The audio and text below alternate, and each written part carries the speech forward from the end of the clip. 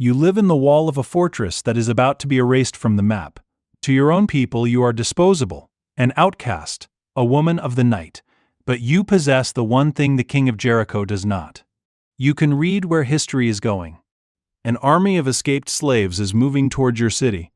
Their god dries up seas. Their enemies don't recover. And you have exactly one chance to convince your entire family to hide in a brothel, to save their lives. And who might you be? You are Rahab. You live in Jericho, one of the oldest fortified cities in the Levant, a desert stronghold that has never seriously feared invasion. Your residence isn't in some quiet neighborhood. It is literally built into the defensive wall, the casemate system. 2 massive parallel walls with living quarters packed between them. Stone, mud brick, timber beams. From your window, you don't just see the city, you see the kill zone outside it. Caravans moving like ants across the Jordan Valley. Dust hanging in the desert air. Watchfires burning at night along the ramparts. This is frontline real estate. History will later debate your job title. Some will sanitize it and say innkeeper, but there is no need to mince words. You run a house of pleasure, food, wine, lodging, and obviously company. To Jericho's elite, you are socially disposable. But what they never realize is this. You sit at the intersection of information. Merchants talk when they relax. Soldiers talk when they drink. Officials talk when they think no one important is listening. And lately, the men of Jericho have stopped boasting. They've started whispering. They've started watching the eastern horizon a little too long. And you notice everything. You have been quietly assembling a picture. Not from one source, from many. Caravan traders, river merchants, dust-covered travelers fresh from the eastern deserts. The story is always slightly different, but the pattern is unmistakable. A massive population has emerged from Egypt. Former slaves, nomads, no siege engines, no cavalry divisions, no professional war machine, and yet, every kingdom that stands in their path collapses. You hear the story that makes your stomach tighten. Their god, whoever he is, split the Red Sea and drowned the Egyptian military. Empires don't recover from that. Then come the battlefield reports from across the Jordan. 2 Amorite kings, Sihon and Og, regional warlords with fortified cities and seasoned troops. Men everyone assumed were untouchable. Israel erased them. Not contained, not weakened, complete destruction, total desolation of both cities. You watch the soldiers in your establishment. Men trained to project confidence. Men who normally brag too loudly after their 3rd cup of wine. But now, hands tremble when they pour.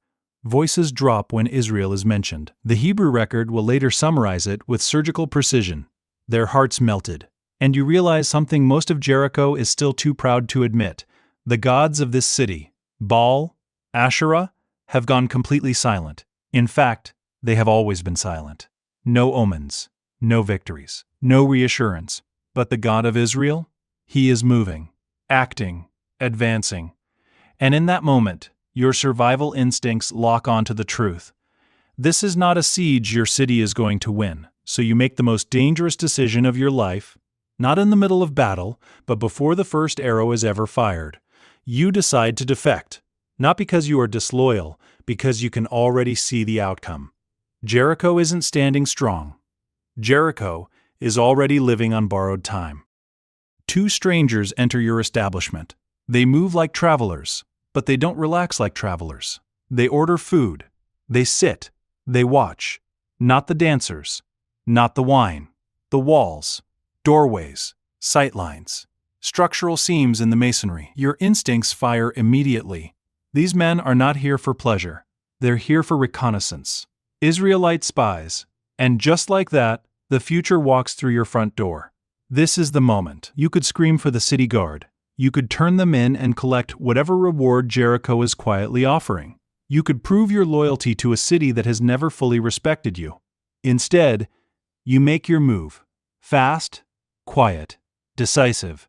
You usher them up the exterior stairway to your flat roof. The night air is dry.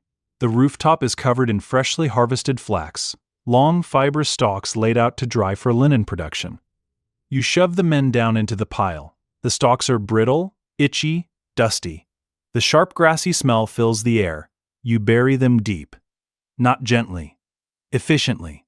Then, bang, bang. The door below shakes in its frame. Right on schedule. The king's runners. Jericho's internal security network is faster than most people realize. A voice cuts through the wood. Bring out the men who came to you tonight. Your pulse spikes. You've been flagged. This is no longer theoretical risk. This is capital treason. If they search the roof, you die. Not imprisoned. Not fined. Executed. You open the door. Calm face. Measured breathing. You do not deny the men were there. That would be too clean. Too suspicious. Instead, you deploy something far more dangerous. A controlled partial truth. Yes, you tell them, they came. You let the admission hang in the air just long enough to build credibility. Then you pivot. But they left at dusk, right when the city gate was closing. You even give them urgency. If you hurry, you can still catch them. It is surgical. You are not arguing. You are feeding the guards exactly what stressed men want most. A target. A direction. A clock. And it works. Because they already expect fugitives to run. They already expect panic. They already expect flight toward the Jordan crossings. You are simply reinforcing the story their brains were ready to believe. The guards don't search the roof. They don't question the timeline. They sprint into the night toward the river road.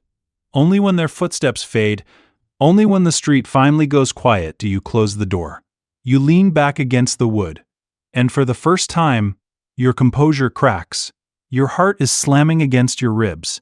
Because you just wagered your life on your ability to read people under pressure. You climb back to the roof. Slowly. Carefully. The flax shifts under your feet. You pull the stalks back. The two men underneath are rigid with tension. They know exactly how close that was. But now, the leverage has shifted. They needed cover. You provided it.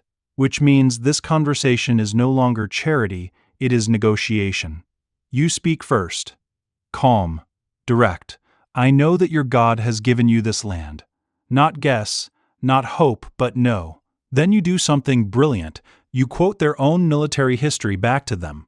Crossing the Red Sea, the plagues in Egypt, the destruction of Sihon and Og, you demonstrate that you are not acting on fear alone. You are acting on verified intelligence. The spies exchange a look, because now they understand who they are dealing with. Not a desperate woman, but an informed operator. Then you present your terms to them. Clean and precise. No wasted emotion. Now swear to me that you will deal kindly with my father's house. Notice the scope of your request. You are not thinking small, not just personal survival. You are negotiating extraction for your entire family. Parents, brothers, sisters, everyone. This is family-level risk management. The spies agree. But they give you a protocol, clear and non-negotiable. Here, they hand you the marker. You will tie this scarlet cord in the window. Tikvah, in Hebrew, means cord, but it also means hope. The symbolism is ancient and unmistakable. Just like the blood on the doorposts in Egypt, the red mark identifies the house that must be spared.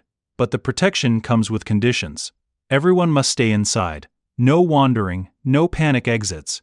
If anyone steps outside the boundary, and just like that, your house on the wall becomes the most dangerous safe zone in Jericho. The spies escape.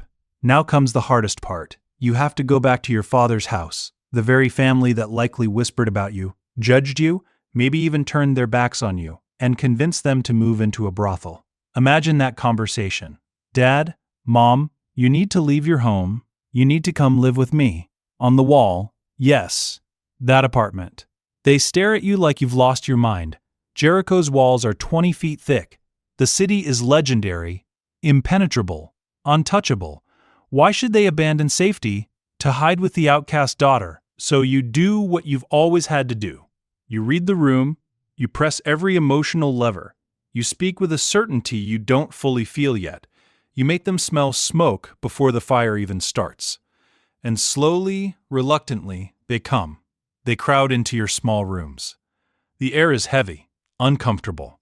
Your brothers eye the empty wine cups left behind by your former clients.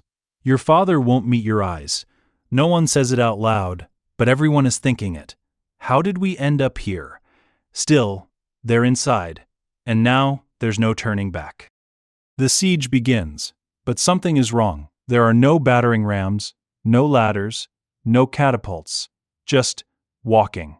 For 6 days, the Israelite army circles your city in total silence, except for the low, haunting blasts of the shofar. Inside your room, the tension is suffocating. Every time the army passes beneath your window, the ground trembles. Your family is unraveling. Why aren't they attacking? What kind of strategy is this? What kind of power does this God have? You don't answer, because you don't know either. Your eyes keep drifting back to the red rope hanging from the window, a thin piece of scarlet thread, against an army of tens of thousands. And the worst part? You are living inside the very wall they're here to destroy. If the wall collapses, you're the first to die. So you hold the room together. You steady the panic. You keep your voice calm while your entire world starts to shake beneath your feet. Day 7. The marching stops. Then, you hear the shout. And, suddenly, the laws of physics seem to break. Jericho's massive defensive walls crack, shift, and then violently slide outward, collapsing into the earth below, forming a ramp straight into the city. Screams erupt across Jericho. Fire breaks everywhere. Chaos erupts and death. But your eyes lock on one impossible detail. Your section of the wall is still standing. A single pillar of stone, rising out of a sea of rubble. Because Joshua gave a very specific command. Go to the harlot's house. Moments later, your door explodes inward. The same spies burst through. Not to kill, but to rescue. They grab you and your family, pulling all of you through the dust and falling debris just moments before the torches fly. And as you stumble away, you turn back one last time and watch it all burn. Your city, your past, your shame, all gone. You are now a refugee. You sit outside the camp of Israel. By every normal expectation, you should be dead. You should be enslaved. You should be forgotten. But you don't stay on the outside.